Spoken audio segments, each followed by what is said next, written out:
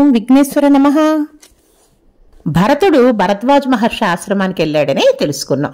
మహర్షికి నమస్కరించి, మహర్షి, మీ ఆశ్రమం అంతా కుశలంగా ఉందా?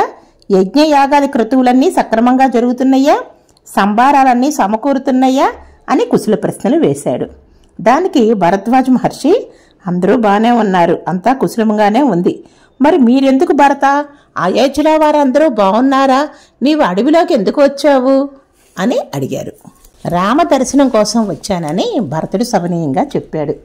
దానికి, నీ తండ్రి గారు 14 సంవత్సరాలు రాముణ్ణి అరణ్యానికి పంపించి రాజ్యం నీకు ఇచ్చారు కదా, నువ్వు రాజ్యం పరిపాలించుకోకుండా ఇక్కడికి ఎందుకు వచ్చావు? ఈ సైన్యాన్ని ఎందుకు తీసుకొచ్చావు? ఏదన్నా పాపకార్యం చేయదలుచుకున్నావా? రాముణ్ణి హత్య చేయదలుచుకున్నావా? ఎందుకని ఇలా వచ్చావు? మహానుభావ, మీరు కూడా ఈ విధంగా మాట్లాడుతున్నారు, నాకు చాలా బాధగా ఉంది. ప్రతి ఒక్కళ్ళు కూడాను రాముడిని చంపడానికి వచ్చావా అని అంటున్నారు. ఇది నా దౌర్భాగ్యం. నేను రాముడిని చంపడానికి రాలేదు. గుహుడు కూడా ఇదే విధంగా అడిగాడు. ఆ ప్రశ్న చేతే నాకు చనిపోయినంత బాధ వస్తుంది. నేను బ్రతికి ప్రయోజనం లేదు. నన్ను అర్థం చేసుకునే వాళ్ళు లేరు. నేను ఎన్నడూ రాజ్యం కావాలని అడగలేదు. మా అమ్మే ఆ విధంగా అడిగింది. నేను ఇక్ష్వాకు వంశంలో పుట్టాను, ధర్మం అన్నీ తెలిసిన వాడిని. ఇట్లాంటి పనులు నేను ఎప్పుడూ కూడా చెయ్యను. భరతుని మాటలు విని సంతసించి ఆశీర్వదించాడు. ఇక్కడ ఆతిథ్యం స్వీకరించి రేపు వెళ్ళవలసిందిగా భరద్వాజ మహర్షి కోరారు. ఇక్కడ భరత శత్రుఘ్నులు ఒక్కళ్లే రాలేదు, సేనాబలం వచ్చింది. పురోహితులు, మహర్షులు, బ్రాహ్మణులు అందరూ కూడా వచ్చారు. వీళ్ళందరికీ కూడా ఆతిథ్యం ఇవ్వాలి. అందుకని విశ్వకర్మను పిలిచి వీళ్ళందరికీ కూడా ఎటువంటి భవనాలు కావాలి అంటే వాళ్ళ తాహదు తగ్గట్టుగా భవనాలు నిర్మించివ్వమని ప్రార్థన చేశాడు. అట్లాగే భరద్వాజుడు కుబేరుణ్ణి ప్రార్థన చేసి అప్సరసలను పంపించమన్నాడు. నారద తుంబురులను దేవగవాళ్ళని ప్రార్థన చేసి దేవగాయకులను పంపించమని అన్నారు. పళ్ళరసాలు, పాయసము, ఏనుగులు, గుర్రాలు, ఒంటెలు, వాటికి తినవలసిన ఆహారం అన్నీ కూడా ఏ కావాలో అన్నీ కావాలని భక్ష్యాలు, కూరలు, పచ్చళ్ళు అన్నీ కూడా సిద్ధం చేయడానికి అని చెప్పి ధ్యానం చేసుకుంటే వెంటనే అన్నీ కూడా వచ్చేసినాయి. ఒక్కొక్క సైనికుడిని పీట మీద కూర్చోబెట్టి ఒళ్ళంతా నూనె రాసి నరుగు పెట్టి చక్కగా స్నానం చేయించి భోజనం అన్నీ పెట్టడానికి కావలసిన ఒక్కొక్కళ్ళకి ఒక్కొక్క పరిచారకులు వచ్చేశారు. ఇన్ని వేల మందికి అన్ని వేల మంది పరిచారకులు, అంతమందికి సరిపడా భోజనము ఇంకా ఎక్కువగా మిగిలిపోయి ఏరులై ప్రవహిస్తుందా అన్నట్టుగా అంతా భోజన సదుపాయాలన్నీ కూడా ఏర్పడ్డాయి. భరతుడు తన మంత్రులు, సేనాపతులతో కలిసి హర్మ్యం అంటే భవనం లోపలికి వెళ్ళాడు. అక్కడ బ్రహ్మాండమైన వేదిక ఉంది, కనకపు సింహాసనం ఉంది, చంద్రమండలం మీద ఉన్నదా అన్నట్టుగా అంతటి తెల్లటి గొడుగుంది. వీళ్ళందరూ కూడా పరిచారకులు వాళ్ళందరూ ఉన్నారు. భరద్వాజుడు గమనిస్తూ ఉన్నాడు. భరతుడు సింహాసనం మీద వెళ్ళి కూర్చుంటాడా, ఎక్కడ ఉంటాడు అని చూస్తూ ఉన్నాడు. భరతుడు సింహాసనానికి నమస్కరించాడు. ఆయన ఊహలో ఆ సింహాసనం మీద రాములు వారు కూర్చున్నట్టుగా భావించి సింహాసనానికి నమస్కరించి మామూలుగా ఉన్న ఆసనంలో కూర్చున్నారు. వీళ్ళందరూ కూడా విశ్రమించిన తర్వాత మరునాడు తెల్లవారేసరికి అన్నీ కూడా మాయమైపోయినాయి. వచ్చిన అప్సరసలు వెళ్ళిపోయారు, భవనాలు వెళ్ళిపోయినాయి, పరిచారకులు వెళ్ళిపోయారు, అందరూ కూడా మాయమైపోయినాయి. కౌసల్య, సుమిత్ర, కైకలు వచ్చి భరద్వాజుని పాదాలకి నమస్కరించాడు. భరద్వాజుడు ఏమీ తెలియనట్టుగా భరతుడిని పిలిచి, భరత, ఈ ముగ్గురు నీ తల్లులే కదా, ఇందులో ఎవరెవరో చెప్పవలసింది అన్నాడు. వెంటనే భరతుడు సుమిత్ర చేయి పట్టుకున్న కౌసల్యని చూపిస్తూ, రామచంద్రమూర్తిని కన్నటువంటి మా అమ్మ కౌసల్య అని చెప్పాడు. కౌసల్య చెయ్యి పట్టుకున్న ఆవిడ పరాక్రమవంతులైన లక్ష్మణ శత్రుఘ్నుల కన్న తల్లి సుమిత్ర. ఇక ముఖం చూపించలేక కైకేయి సిగ్గుపడుతూ నమస్కారం చేసి అక్కడ నిలబడింది. ఈమె రాముడు అరణ్యవాసానికి వెళ్ళడానికి కారణమైన పాపాత్మురాలైన, భర్త మరణించడానికి కూడా హేతువైన, కోప స్వభావురాలైన, అనేక కోరికలు గలదైన, తన సౌందర్యానికి చూసుకొని విర్రవీగేదైన నా తల్లి కైక అని పరిచయం చేశాడు. రాముడు ఎక్కడ ఉన్నాడో చెబితే మేమింక బయలుదేరతాము అని భరతుడు అడిగాడు. రాముడు చిత్రకూట పర్వతం పక్కన మందాకిని నదీ తీరములో ఆశ్రమం నిర్మించుకొని ఉన్నాడు. అక్కడికి వెళ్ళి రాముడిని కలవలసిందిగా భరద్వాజ మహర్షి చెప్పాడు. సీతమ్మ పక్కన ఉండగా రాముడికి అరణ్యవాసం ఆనందంగానే ఉంటుంది. సీత అన్న పేరు కారుణ్యానికి పరాకాష్ట. ఏ ఇంట్లో సీత అని పేరు వినపడుతుందో ఆ ఇల్లు లక్ష్మీ కటాక్షమే ఉంటుంది. ఇక రాముని జాడ తెలుసుకున్న భరతుడు బడిబడిగా నడుస్తూ పర్ణశాల వైపుకి వెళుతూ ఉన్నాడు. మరి ఇంత జనమో, ఇంత సైనికులు అందరూ వస్తున్నారు కదా, అంతా కోలాహలంగా ఉంది. రాము లక్ష్మణుడికి ఈ కోలాహలం వినిపించి ఏమిటో ఎవరో వస్తున్నట్టుకున్నారు అని చెప్పి అనుకున్నాడు. లక్ష్మణుడు చెట్టు మీదకి ఎక్కి తూర్పు దిక్కుగా చూశాడు. ఏమీ కనపడలేదు. ఉత్తర దిక్కును చూశాడు. ఉత్తర దిక్కున కోవిదార వృక్షం ధ్వజంగా కలిగిన పెద్ద సైన్యం కనబడింది.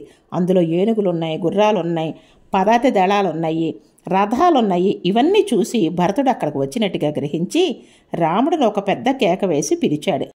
అన్నయ్య, నువ్వు వెంటనే అగ్నిహోత్రాన్ని తగ్గించు, లోపలికి తీసుకెళ్ళిపో, సీతమ్మ వారిని లోపలికి వెళ్ళిపోమని చెప్పు. ఇక్కడ భరతుడు ససైన్యంగా వస్తూ ఉన్నాడు. తల్లి మాట విని ఇంకా ఎందరూ కూడా ఆ శత్రు సంహారం చేయడానికే మన దగ్గరికి వస్తున్నాడు. 14 సంవత్సరాలు అరణ్యవాసానికి ఒప్పుకొని అరణ్యంలో ఉన్నా కూడా ఇక్కడ కూడా మనల్ని ఉండనివ్వకుండా చంపడానికనే, నిన్ను సంహరించడానికనే సైన్యంతో సహా వస్తున్నాడు. చూడు, ముందు తొందరగా నువ్వు సీతమ్మ తల్లిని లోపల పంపించి మన జాడ తెలియకుండా అగ్నిహోత్రాన్ని తగ్గిచ్చేసే. బాణాలు, అక్షయ తూణీరము నీవి కూడా తీసుకొనిరా. నేనింక ఊరుకోను. ఇప్పుడు వరకు ఓపిక ఓర్చుకొని ఉన్నాను. ఇంకా నాకు కోపం అవధులు దాటింది. భరతుణ్ణి, ఆ సైన్యాన్ని మొత్తం అందరినీ కూడా, ఆఖరి కైకమ్మను కూడా సంహరించి తీరుతాను. మన మీదకి యుద్ధానికే వస్తున్నాడు, మనల్ని సంహరిస్తానికే వస్తున్నాడు. ఇటువంటి వాడిని విడిచిపెట్టకూడదు అని పెద్దగా అరుస్తూ చెట్టు మీద నుంచి చెప్పాడు. రాముడు ఆ మాటలు విని కనీసం కూర్చున్న చోట నుంచి లేవను కూడా లేవలేదు. సాధారణంగా ఇంకా లక్ష్మణుడితో చెప్తున్నాడు. లక్ష్మణ, బాణాలతో భరతుని సంహరించాలనుకుంటున్నావా? పితృవాక్య పరిపాలకుడిని నేను, అందుకనే అరణ్యవాసానికి వచ్చాను. అరణ్యవాసానికి వచ్చిన నన్ను చూడడానికే భరతుడు వస్తున్నాడు కానీ నా మీద బాణప్రయోగం చేసి నన్ను సంహరించడానికి కాదు. నువ్వు మాట్లాడే దానిలో అర్థం లేదు. ఎప్పుడైనా భరతుడు అనుచితంగా నీ వద్ద కానీ నా వద్ద కానీ ప్రవర్తించలేదు కదా, అటువంటి భరతుడిని మనం తప్పుగా అనుకోకూడదు అని ఎంతో మంచిగా భరతుడి గురించి చెప్తున్నాడు. చూడండి, ఆ మాటలు విని లక్ష్మణుడు సిగ్గుపడ్డాడు. అరే, నేను ఇంత దూరం ఆలోచించలేదే. ఒకవేళ తండ్రి గారు కూడా వస్తున్నారా? తండ్రి గారు వస్తుంటే ఈ విధంగా ఉండదే. మళ్ళీ వచ్చేటప్పుడు తెల్లటి గొడుగును పట్టుకొని వస్తారు శాంతి కోసం. తెల్లటి గొడుగు కనిపిస్తల్లా అంటే ఏదో కీడు సంభవించినట్టుగా ఉంది. ఏం జరిగిందో ఏంటో అని పరిపరి విధాలుగా లక్ష్మణుడు ఆలోచిస్తూనే ఉన్నాడు. భరతుడు రాముడు ఉండే ఆశ్రమాన్ని దూరాన్నించే గమనించాడు. నా మనస్సుకు శాంతి లేదు, ఎన్నో బాధలు పడుతున్నాను. రాములు వారు ఇట్లా వెళ్ళిపోయినందుకు, సీతాదేవి వెళ్ళిపోయినందుకు నాకు చాలా బాధగా ఉంది. రాముని పాదాల మీద నా తల పెట్టాలి, నా మనస్సుకు అప్పుడు కానీ శాంతి రాదు అని పరిపరి విధాలుగా బాధపడుతూ వస్తూ ఉన్నారు. మనం భరతుని చూసి ఎన్నో నేర్చుకోవాల్సింది. మనము పూజలు చేస్తాం, పూర్తిగా శరణాగతి అవ్వాలి. భరతుడు ఏం ఆలోచిస్తున్నాడు? తన పాదాలని తాకాలి, రాముల వారి పాదాన్ని తాకాలి, సీతాదేవి పాదాన్ని తాకాలి, లక్ష్మణుని చూడాలి, అప్పుడు కానీ నాకు శాంతి కలగదు అని పూర్తి ఆలోచన అంతా శ్రీరామచంద్రుడి మీద ఎప్పుడెప్పుడు వెళ్తామా, ఎప్పుడెప్పుడు క్షమాపణ చెప్పుకుందామా అని ఆతురతతో ఉన్నాడు. అట్లాగే మనం కూడా ఏదన్నా పూజ చేసేటప్పుడు కానీ, ఏదైనా భగవంతుని తలిచేటప్పుడు పూర్తిగా ఆ భగవంతుడు తప్పితే మనకేమీ కనిపించకూడదు. పర్ణశాల అరుగు మీద వీరాసనం వేసుకొని కూర్చున్న రాముని చూశాడు. అంతకన్నా దారుణమైన విషయం వేరేది ఉండదు.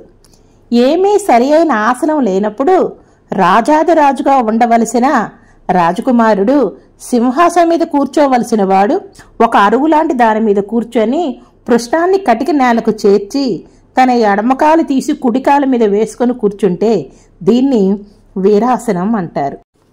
రాముడు నారచీర కట్టుకొని ఒక ముని ఎలా కూర్చుంటాడో అలా కృష్ణాజినాన్ని పైన ఉత్తరీయంగా వేసుకొని వీరాసనం వేసుకొని కూర్చున్నవన్నాడు.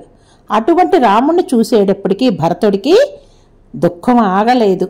రామా అని ఏడుస్తూ శోకభారంతో నేల మీద కూలిపోయాడు. రాముడు భరతుడిని చూసి పరుగున వచ్చి భరతుడిని పైకి లేపాడు. అతనికి కొంచెం స్వస్థత కలిగిన తర్వాత కూర్చోబెట్టుకొని కన్నీళ్లు తుడిచాడు. నాయనా భరత, నీవెప్పుడు మీ మేనమామ గారైన యుధాజిత్తు గారిని ఉంచావు? ఈ జడలగేంటి, ఈ నారచీరలేంటి, ఇలా కాంతిహీనంగా ఉన్నావేంటి, ఏం జరిగింది? దశరథ మహారాజు నిన్ను అరణ్యానికి పంపకూడదే, నువ్వు రాజ్యం వదిలి ఇలా వస్తే నాన్నగారు ఎలా ఊరుకున్నారు? తండ్రి గారికి నాకు భయంగా ఉంది. తండ్రి గారు ఎలా ఉన్నారు? నాయన, పురోహితులు సరైన వాళ్ళని పెట్టుకున్నావా? యజ్ఞయాగాది క్రతువులన్నీ చేస్తున్నావా? ఈశ్వరుడు కృపచేత వర్షాలు పడతాయి. ఒక యాగాన్ని యాగంలో ఉన్న సంభారాలన్నీ అలా చేసుకోవాలి. యాగాలు చేస్తే మనకి వర్షాలు పడి పంటలు బాగా పండుతాయి అని అన్ని విషయాలు అడుగుతూ ఉన్నాడు. ఒకటి తర్వాత ఒకటి అడుగుతూనే ఉన్నాడు. నీ కింద ఉన్న మంత్రుల్ని మనం నమ్మకూడదు. చాలా రకాలుగా పరీక్షలు పెట్టాలి, కాంతలు పంపించాలి, ధనవాసు చూపించాలి. అట్లాగా వాళ్ళకి తెలియకుండానే వాళ్ళు ఏ ప్రలోభానికన్నా లొంగుతారేమని పరీక్షించి అప్పుడే వాళ్ళకి ఉద్యోగాలుగా ఇవ్వాలి. వాళ్ళని పెద్ద పెద్ద పదవుల్లోకి ఉంచాలి. ఇవన్నీ నువ్వు చేస్తున్నావా? రాజ్యాన్ని బాగా పరిపాలిస్తున్నావా? ఏమిటిలా కాంతిహీనంగా ఉన్నావు? నాకు చెప్పవలసింది అని అన్ని ప్రశ్నలు అడుగుతున్నాడు రాముల వారు. భరతుడి కళ్ళు తుడుచుకొని, రామస్య వచనం శ్రుత్వా భరతః ప్రత్యువాచాహ కిం మే ధర్మాతుహీనస్య రాజధర్మం కరిష్యతి. అన్నయ్య, నాకు ఇవన్నీ ఎందుకు చెప్తున్నావు? ఇవన్నీ ఎవరికుండాలి? రాజుకుండాలి. రాజుకుండాల్సిన ధర్మాలన్నీ నాకెందుకు చెప్తున్నావు? నేను రాజును కాను, ఎప్పటికీ రాజును కాను. ఈ రాజధర్మాలన్నీ నాకొద్దు, నాకేమీ వద్దు. మన వంశంలో ఒక సాంప్రదాయం ఉంది. ఎవరైతే జ్యేష్ఠుడిగా జన్మిస్తాడో అతడికి మాత్రమే పట్టాభిషేకం చెయ్యాలి. ఆ ధర్మం ఒక్కటే తెలుసు నాకు. నాకంటే పెద్దవాడివి నువ్వు. ఈ రాజధర్మాలన్నీ నీకు తెలియాలి. నాకు వద్దు. నాకు రాజ్యం, అసలు రాజ్యకాంక్షే లేదు. నాకు ఈ కోరికలే లేవు. నేను రాజ్యం తీసుకోలేదు. కైకమ్మ విధవయ్యింది. మన తండ్రి దశరథ మహారాజు స్వర్గలోక గతుడై వెళ్ళిపోయారు. ఈవేళ నాన్నగారు లేరు. నీ వెళ్ళిపోవడం చేత ఇంత ఉపద్రవం సంభవించింది అన్నాడు. తండ్రి గారి మరణవార్త వినగానే రాముడు దుఃఖితుడై ఒక్కసారిగా కూలపడిపోయాడు. రాముడు ఎంతో గొప్ప జ్ఞాని అయినా తండ్రి మీద ఉన్న ప్రేమతోటి కన్నీరు ప్రవాహంగా వచ్చింది. తల్లిని తండ్రిని చనిపోయినప్పుడు బాధపడని వ్యక్తి అసలు మనిషే కాదు. మనిషి ఎట్లా ఉండాలో మనకి రాముల వారి ద్వారా తెలిసింది. రాముడు అలా విలపించడం, దుఃఖించడం చూసి సీతాలక్ష్మణులు గబగబా పరిగెత్తుకొని వచ్చారు. వారిని చూసి రాముడు, భరతుడు ఇప్పుడే వచ్చి ఒక మాట చెప్పాడు. సీత, మీ మామగారు మరణించారు. లక్ష్మణ, మన తండ్రి గారు మరణించారు. సీత, ముందు నువ్వు నడువు, నీ వెనక నేనొస్తాను అని చెప్పాడు. అంటే ఇక్కడ స్త్రీ ముందు నడిచి చివర ఇంటి యజమాని వస్తే అది చనిపోయినప్పుడు ధర్మోదకాలు ఇవ్వడానికి వెళ్తున్నట్టుగా గుర్తు. అంత బాధలో కూడా రాముల వారు ఎవరు ముందు నడవాలి, ఎవరు వెనకాల నడవాలి అని కూడా చెప్పారు. మామగారు చనిపోయిన తర్వాత కోడలు ముందు నడవాలి, కొడుకు వెనక నడవాలి. జై శ్రీరామ్.